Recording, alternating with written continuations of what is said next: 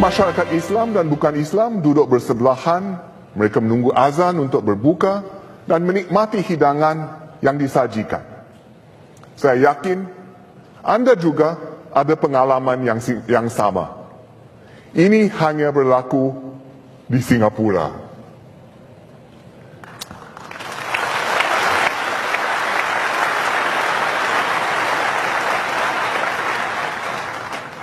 Namun, keadaannya sungguh berbeza di tempat lain.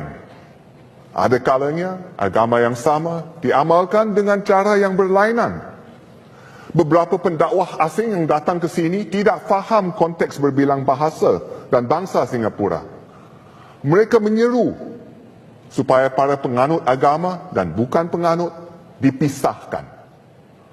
Mereka mengutuk orang beragama lain dan adakala mengutuk seagama mereka sendiri hanya kerana mereka berlainan aliran atau mazhab. Mereka menganjurkan amalan dan adat yang boleh membawa padah kepada Singapura. Sebilangan pemimpin Islam telah menyuarakan kebimbangan mereka. Kami memantau perkembangan ini. Pendakwah asing pernah dilarang masuk ke Singapura. Ada pendakwah beragama Islam, ada beragama lain. Yang jelas, pemerintah harus tegas dan konsisten terhadap semua agama demi mempertahankan keharmonian agama kita. Asatiza kita perlu memahami konteks bagaimana Islam diamalkan di Singapura. Bagi mereka yang belajar di luar negara, program SRP di RSIS bersama Akademi MUIS menganjurkan kursus sijil pemikiran Islam dalam konteks kehidupan masyarakat majmuk. Keperluan memahami isu-isu semasa dan konteks juga diterapkan dalam program pembangunan profesional asatizah di bawah skim pengiktirafan asatizah atau ARS. Saya difahamkan ramai asatizah kita mendapati pendedahan ini perlu dan berguna. Ini harus kita perkukuhkan. Oleh itu, saya gembira Menteri Yaakob Ibrahim mengumumkan rancangan untuk menguatkan ARS dengan meluaskannya kepada semua asatizah. Saya juga alu-alukan seruan pemimpin Melayu Islam supaya ARS diwajibkan agar semua asatizah berdaftar di bawah skim ini. Sekarang, ARS atau atas dasar sukarela, MUIS akan bekerjasama dengan Pergas dan lembaga pengiktirafan asatizah untuk menjadikannya wajib. Saya menyambut baik usaha dan azam masyarakat Melayu Islam kita. Ini akan memberi jaminan bahawa semua guru agama di sini dapat membimbing para pelajar mereka untuk mengamalkan Islam sejajar dengan konteks berbilang kaum Singapura.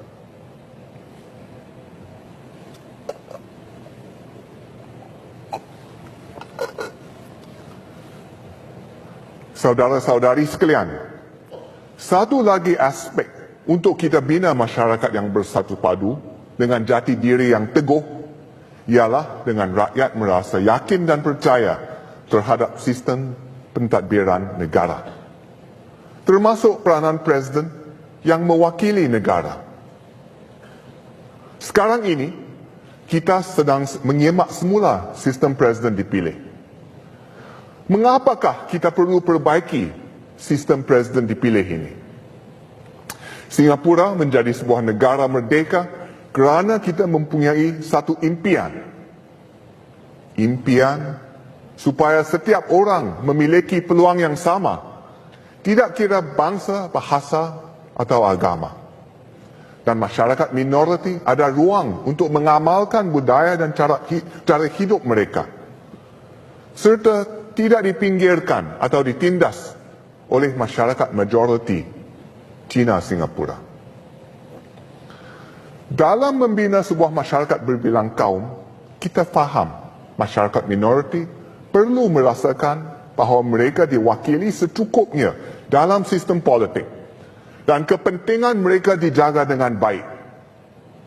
Sebab itulah kita membentuk GRC untuk memastikan bahawa sentiasa ada anggota parlimen daripada kaum minoriti yang terpilih ke parlimen. Kini, kita sedang memberi perhatian kepada isu yang sama untuk presiden dipilih. Dahulu, semasa presiden dilantik oleh parlimen, kita boleh pastikan bahawa semua kaum di Singapura menjadi presiden dari masa ke masa. Sebab itu, mantan presiden kita termasuklah Encik Yusof Ishak, Profesor Benjamin Sheares, Encik Devan Nair dan Encik Wee Kim Wee. Tetapi sekarang, oleh kerana presiden dipilih menerusi pilihan raya, lebih sukar untuk calon bukan Cina terpilih sebagai presiden.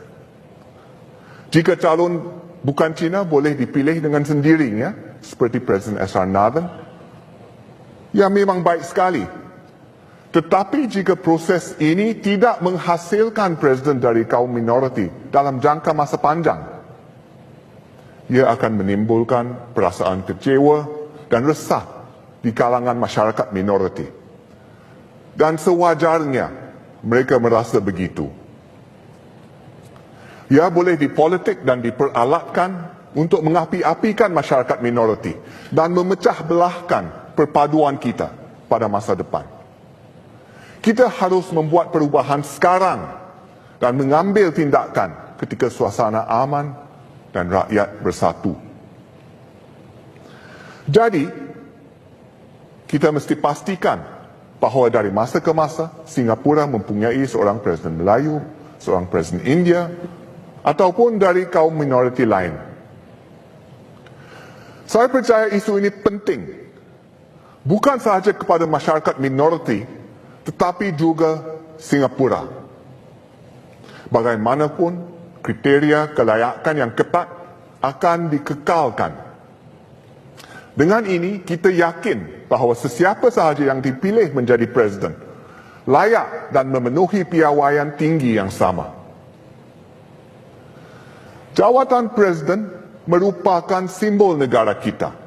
Setiap rakyat Singapura mesti berasa bahawa seseorang dari kaumnya boleh menjadi presiden, malah terpilih menjadi presiden dari masa ke masa. Dengan keyakinan dan sokongan itu, presiden boleh memainkan peranannya, menyatupadukan rakyat Singapura. Inilah yang dilakukan Encik Yusof Ishak.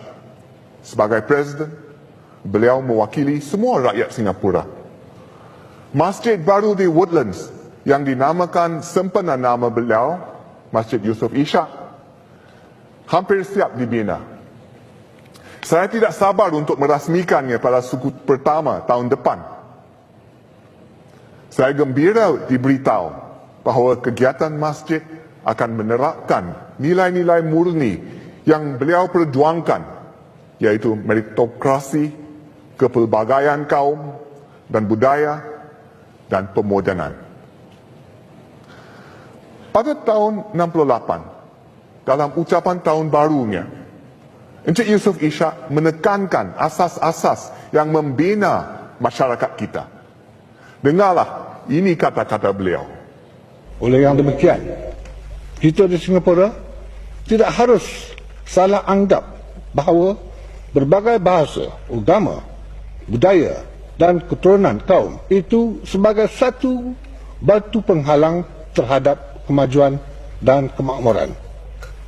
Sebaliknya pula, kalau kita menghadapi segala perbezaan ini dengan rasa muhibbah, sikap sabar dan ingin mempelajari, maka segala aneka perbezaan yang kaya ini akhirnya kelak akan jadi matlamat kita yang terjamin.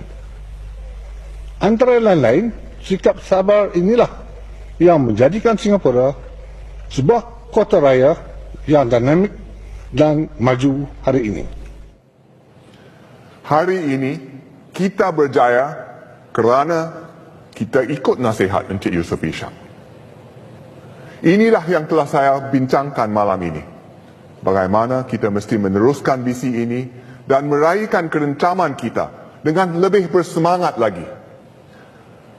Hakikatnya, kita hidup bersatu padu walaupun kita tidak serupa. Bak kata pepatah, kuat lilit kerana simpulnya. Oleh itu, kita perlu terus bergerak